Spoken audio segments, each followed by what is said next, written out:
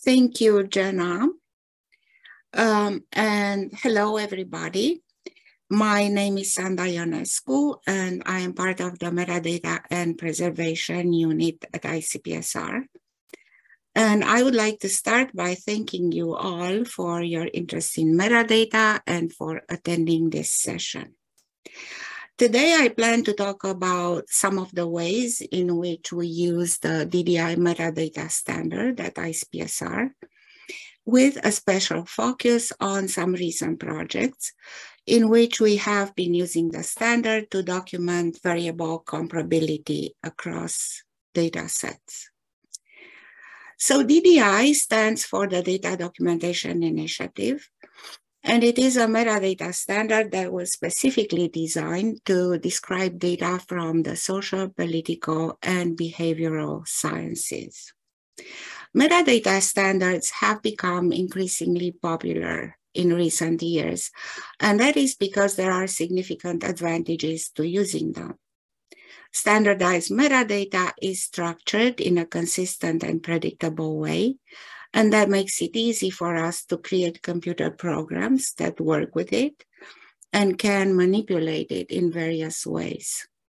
That makes the metadata machine actionable, and we typically emphasize the difference between machine-readable text, which means that it can be rendered and perhaps also searched by computers, and machine-actionable, which means that we can actually program computers to perform a variety of actions on its content.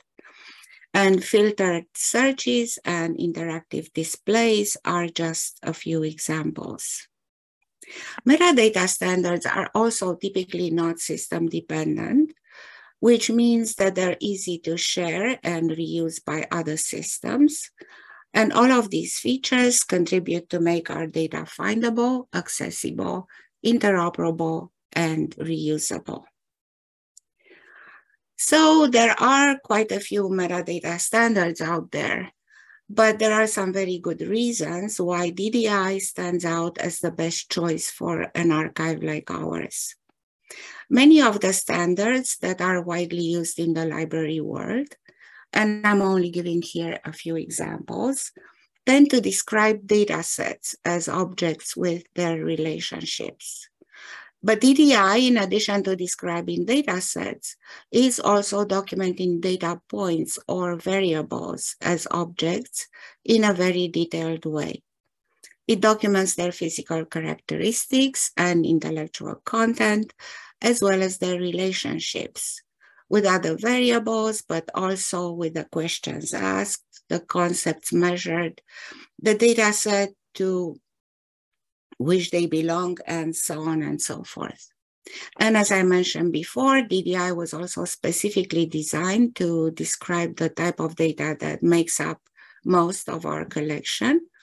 And it is also widely used by data archives around the world. And that makes the metadata highly shareable and reusable within our community.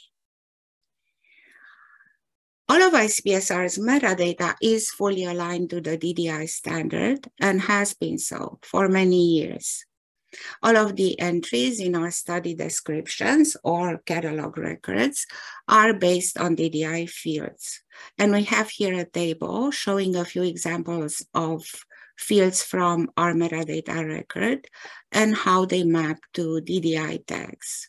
And we also have on this slide a screenshot of an actual ICPSR catalog record showing how these fields are presented on the web. ICPSR's variable descriptions are also expressed in DDI.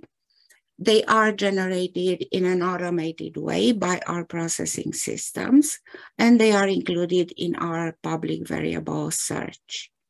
And we're looking here at a DDI variable description as it is presented on our website, and we are going to come back to this in just a few minutes. At ICPSR, data discovery and evaluation are powered by DDI structures. We have a general keyword search available on our homepage, that brings up potential matches from all of our products, studies, variables, series, and so on. And we're looking here at an example of the results generated by a search for life satisfaction. If we choose to look at the studies returned, we have the possibility to refine our search using a number of different filters that are based on the DDI fields present in our study descriptions. These are listed on the left-hand side of our search results, and we can see a few here in the screenshot, but there are more of them to choose from. And an interesting feature of the filters is also that they are interactive, in the sense that if we select a term from one list, other filters coverage may change. And I'm showing here an example where we can see an initial list of subject terms on the search results page right here. And then if I filter by a specific data type, clinical data in this instance, the list of covered subject terms will change to better fit our selection. Our variable descriptions are also encoded in DDI, and that has allowed us to build a very useful online tool for variable discovery and evaluation, our interactive codebook. By selecting any of the variables from the search results page, which is shown here on the left-hand side of the slide, we can access its full detailed description with name, label, question asked, the values and value labels, category, frequencies, and summary statistics. Moreover, we can view the selected variable within its context in the data set. And we can see here how a full list of the variables is displayed on the page with our selected variable being highlighted. So we can choose to view any of the variables in this list, the preceding ones or the ones that come after our selected variable. And we also have the option to search by keyword for any other variables within the same data set. So this is an excellent tool for those researchers interested in finding how certain concepts are measured in different studies and how they might correlate with other concepts within the same data set. But there is another type of secondary data users whose interests and needs are a bit different. These are users of longitudinal data, which attempts to measure how ideas, perceptions, opinions, or populations change over time. These studies measure the same or similar concepts at different points in time. And users of this type of data are interested in comparing these measures. And also, in order to compare them accurately, they are interested in identifying any changes that may have occurred in the concepts or their measures over time. For example, if a question is repeated, but the answer categories will change, this will affect the way that the data need to be treated in order to be compared. A favorite tool for longitudinal data users are variable crosswalks, which help them identify the questions that were repeated over time to measure the same concept, and also the specific points in time when the concept was measured.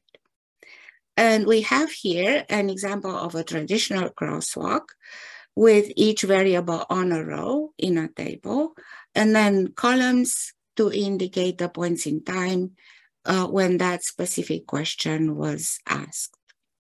This type of crosswalk is definitely useful for discovery, but the information it provides remains incomplete.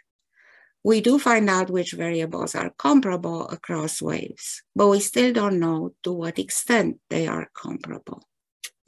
And a potential user of this data has to do some additional work to find and assess for comparability the questions that were asked to generate the variables, and also the response categories to see if there were any changes made to these over time. The DDI standard, on the other hand, has a newer development line called DDI-Lifecycle that offers an elegant, accurate, and comprehensive solution for documenting variable comparability across data sets.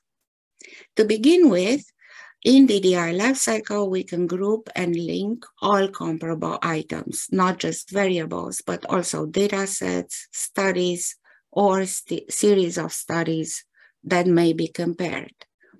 And we have here an example from the National Social Life, Health, and Aging Project, or NSHAP, that shows how in DDI we can document the fact that the data sets representing the individual waves are part of the same series. And then, of course, the variables are linked to both the data sets where they belong, as well as across data sets to indicate that they are comparable. And at variable level, DDI documents not just comparability, but also the degree to which the variables can be compared. And to illustrate how this is done, I have here an example of a question from the NSHAP study that was asked in all three waves. And we can see that the wording of the question was exactly the same, but the response categories were changed from wave 1 to the next 2 waves. And this is important to know for comparison and harmonization. But as we have seen before, a traditional crosswalk will give us no indication of these changes.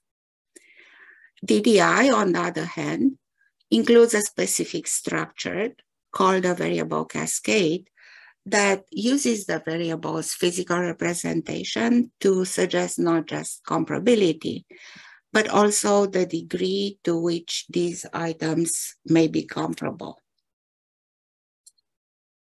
So in the example that we looked at before, DDI will document a common concept that is being measured by the variables and 2 different physical representations, suggesting the need for a different treatment of the data for comparison purposes. While the variables from waves 2 and 3 are directly comparable because they have the same representation, the data will need to be harmonized before we can compare them to the variable from wave 1, which has a different type of representation.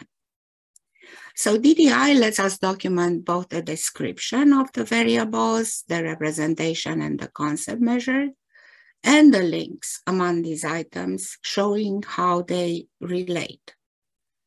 The use of DDI metadata allows us not only to structure all of this relevant information, but also to save it for the future, so that it is available for use by other systems or applications.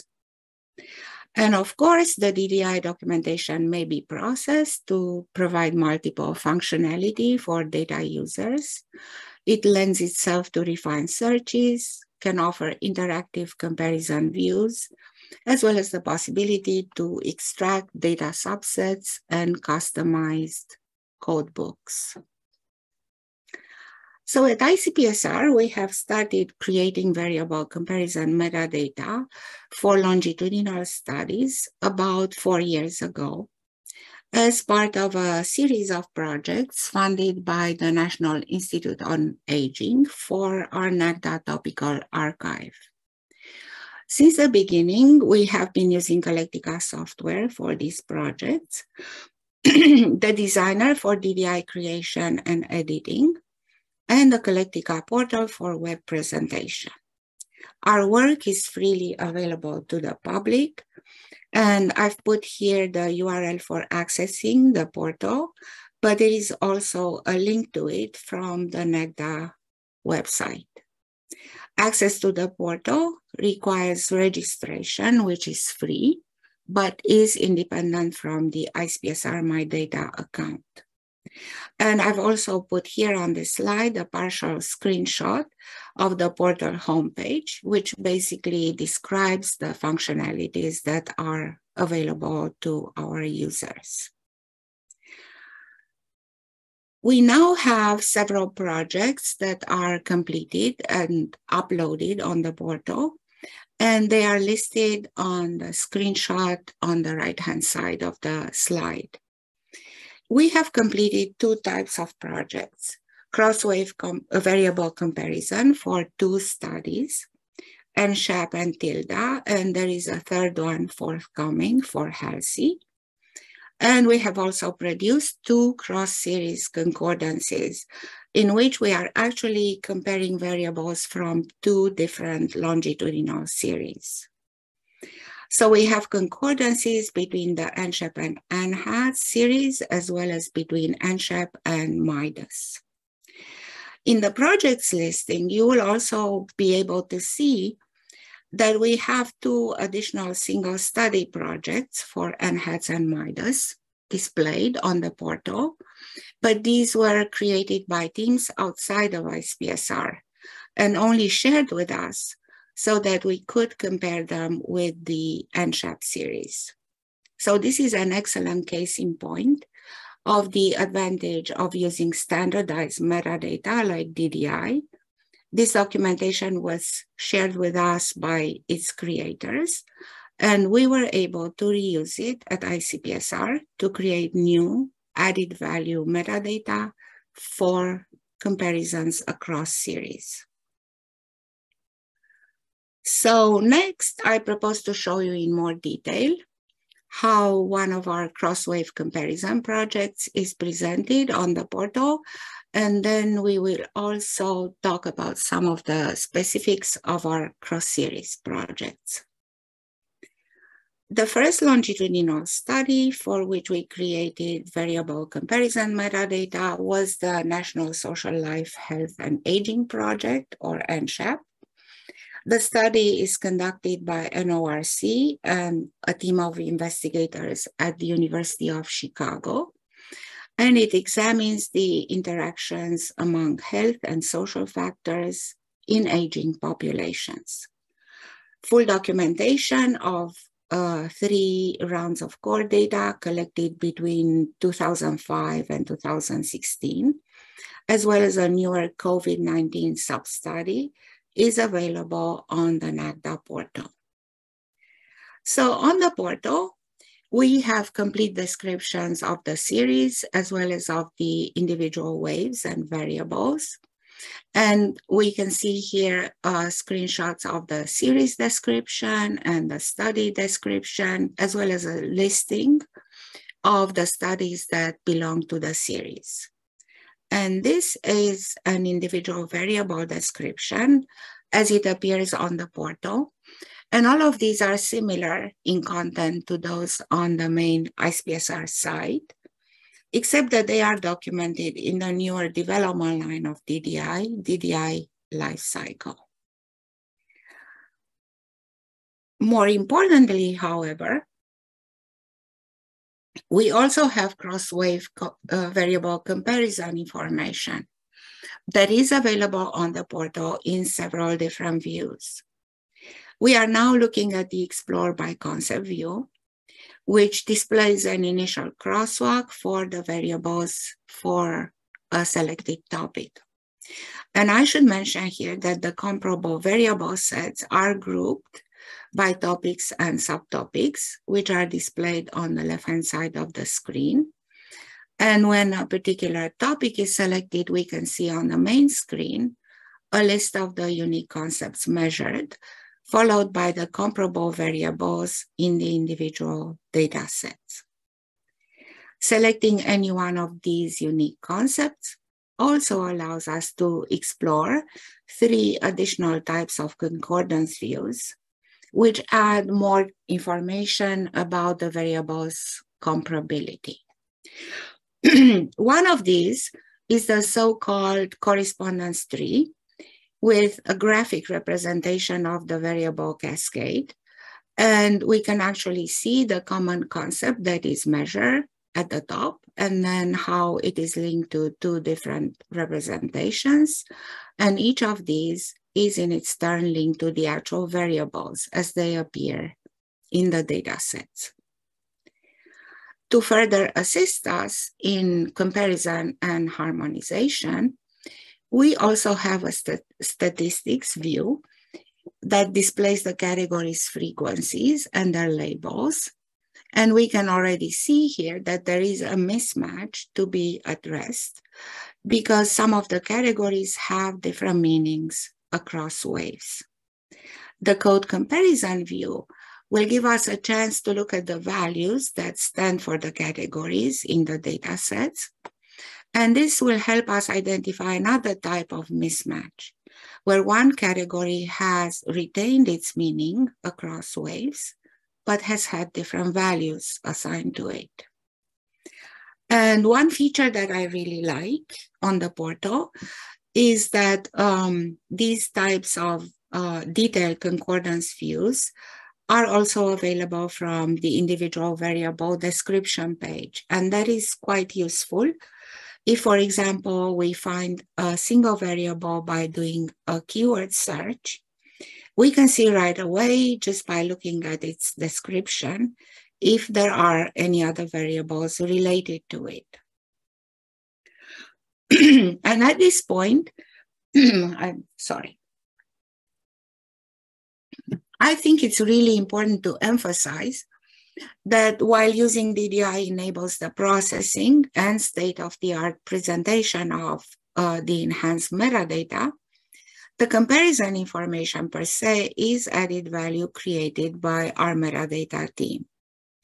So for each of these projects, it is our team who identifies and flags the comparable variables, looks for and documents differences in their representation, creates unique concepts to link each set of comparable items, and creates topical groups and subgroups to assist in data discovery.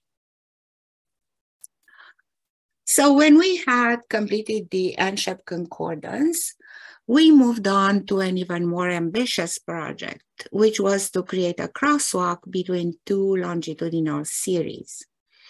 And for our first attempt, we selected NSHAP-NHATS, which stands for the National Health and Aging Trends Study, and has a similar focus on aging populations.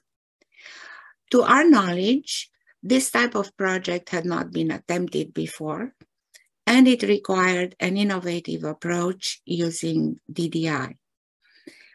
The challenge in this project was the sheer number of individual waves across which we wanted to determine comparability, because between the two series, we had no less than 11 waves total. And if we had not had DDI, it would have been an enormous task to examine all of the individual variables from all of the waves. But we did have DDI for both series, and the solution was found precisely in the DDI structure, which allowed us to review only the conceptual variables from each series and try to find comparable ones. And when matches were found, we created a new unifying concept that now links the unique concepts from the individual series and thus allows us to pull together all of the comparable variables from the individual waves.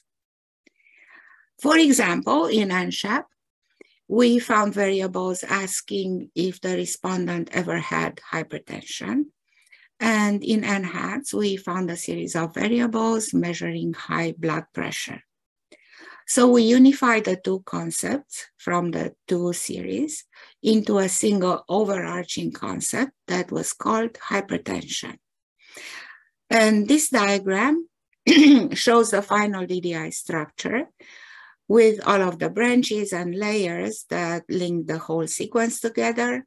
But the important pieces, at least for the user, are the instance variables from all rounds, which are shown at the bottom, and the unique common concept that links them together.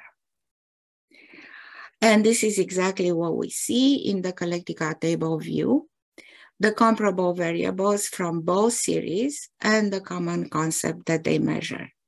And series-specific comparison views are also available when selecting any of the common concepts. Another new feature in this project was the fact that we identified 4 different types of comparability. In addition to the directly comparable variables and those needing harmonization, we also flagged those variables that measured concepts that were related but not quite the same. And interestingly, we identified quite a few one-to-many or many-to-one matches, reflecting different approaches to measuring concepts in the 2 series. And we can see in this example how in an NSHAP series, a broader concept, visual acuity, is measured with a single variable, while in NHATS, the concept is split into narrower subconcepts, and each is measured by its own variable. So in order to compare across series, the 3 NHATS variables will need to be combined and then compared with the NSHAP one. These different types of comparability are actually spelled out on the portal next to each row where they apply, and the rows are also shaded differently to account for multiple entries on the same row. Finally, we also have a page on the portal that describes the 4 types of matches and how they were assigned. So this wraps up my presentation today. I hope you found it interesting, and now we have some time to answer your questions. Wow, Sanda, that is incredible, incredible. I don't even know how to respond because it's amazing. But I do see we have one question that has come in already. Okay. And the question is, how would a new researcher or user apply DDI? A new researcher? Somebody who, I think it means somebody who is kind of new to the field. They're new to this, like is this, okay, so I'm not. Yeah, so okay. Yeah, well, the question is a little general, okay? Because many things, a new researcher and applying DDI can mean many things. But everybody, researchers and archives and data producers can use DDI at any point in the data lifecycle, and the DDI can be used to document the data. So basically, that's what DDI does. It documents your data.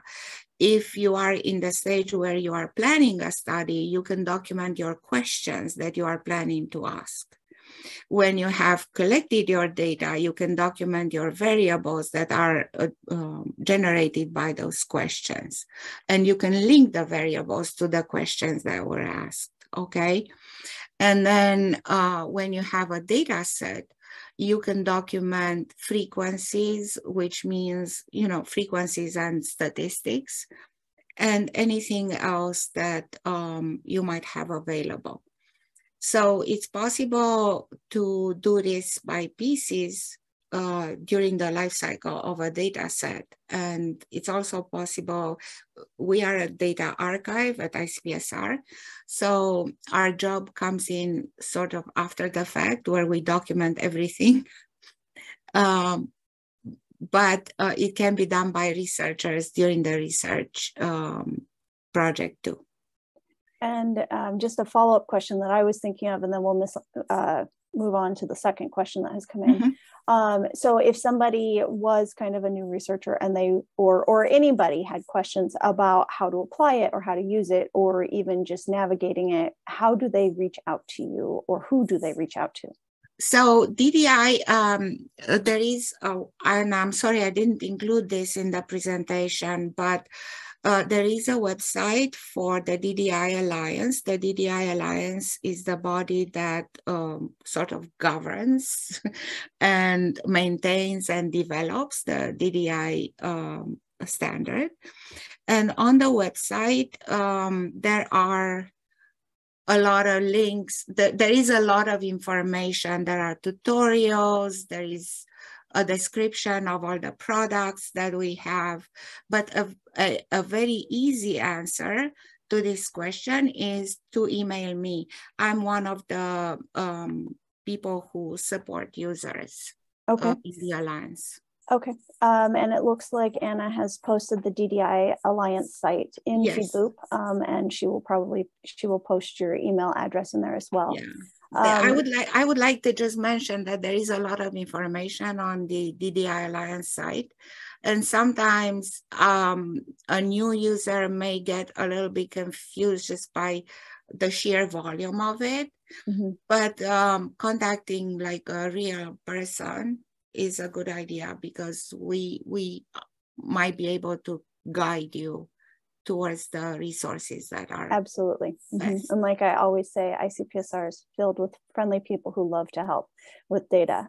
So we have 2 more questions. I'm going to read them both so that you know, because we have about 5 minutes left, and that way you can appropriately figure out how long to spend on each one. But the first question is ICPSR affiliated with DDI? Sorry if I missed it, running late today.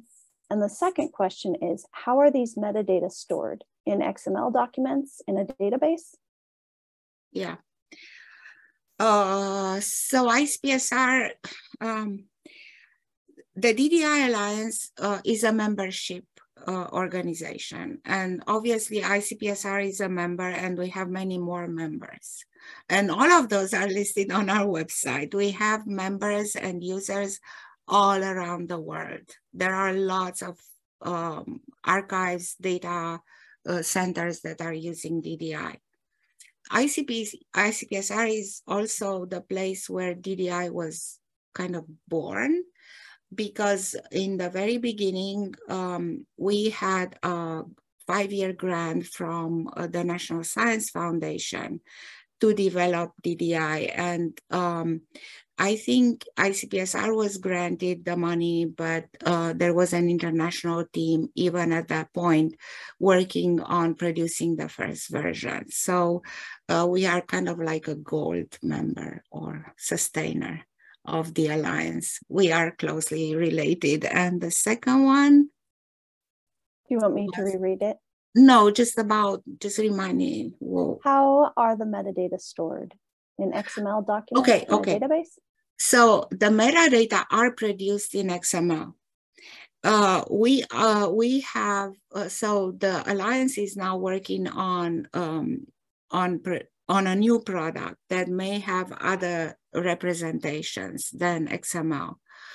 But for now, we have these 2 products, DDI Codebook and DDI-Lifecycle, that I mentioned in the presentation.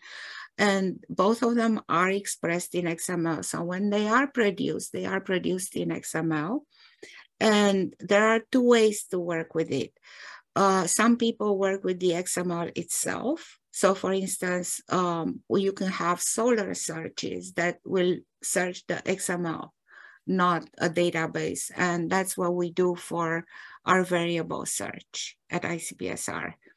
Or from the XML, the information can be stored in a database that is developed is modeled after the DDI structure. So if you have a database that has sort of like the same fields, entries for the same fields, you can store it into a database, and then you can take it out as XML as well. Sandra, this was delightful. I am not. I hope people were interested, and I was trying very hard to not make it too technical. Well, the examples were great. I want to go back and review the slides, because I feel like, I thought a high level of it. I need to think about it more without the slides. So that's the great part. The slides and the recording of this video will be available after the data fair. So I can go back and revisit it again and again as I need to. But thank you so much for your time. We are at the end of our session. It was really great. Thank you so much. Thanks to everybody who attended. And well, thank you very much too. Thank you, everybody. Okay. And you're getting a lot. I don't know if you're seeing the reactions, but you're getting hearts and thumbs up and claps, and so. Oh, and I'm getting some ice cream too, which is like that should be the question. What's your favorite ice cream? All right. Well, everybody have a great rest of your Friday, and we will see you at the next session. Thank you.